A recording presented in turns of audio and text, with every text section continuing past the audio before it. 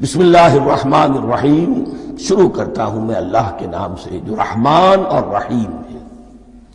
اس پر کچھ گفتگو ہو چکی ہے تعارف قرآن کے ضمن میں کہ رحمان اور رحیم دو نام ہیں کہ جو رحمت کے مادے سے نکلتے ہیں۔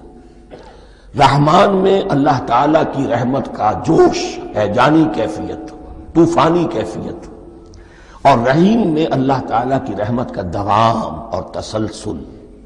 یہ دونوں کیفیات اللہ کی رحمت میں بیک وقت موجود ہیں، جس کا ہم تصور نہیں کر سکتے۔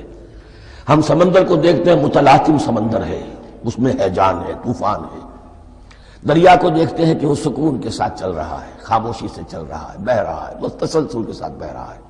ہم ان دونوں کیفیات کو علیحدہ علیحدہ دیکھتے ہیں تو ہمارا ذہن ان دونوں کو بیک وقت اس کا تصور نہیں کر سکتا، تخیل ممکن نہیں۔ لیکن اللہ کی رحمت کی یہ دونوں شانیں مستقلاً ہر وقت موجود ہیں، بیک وقت۔ اسی لیے ان دونوں کے درمیان کہیں حرف عطف نہیں آئے گا۔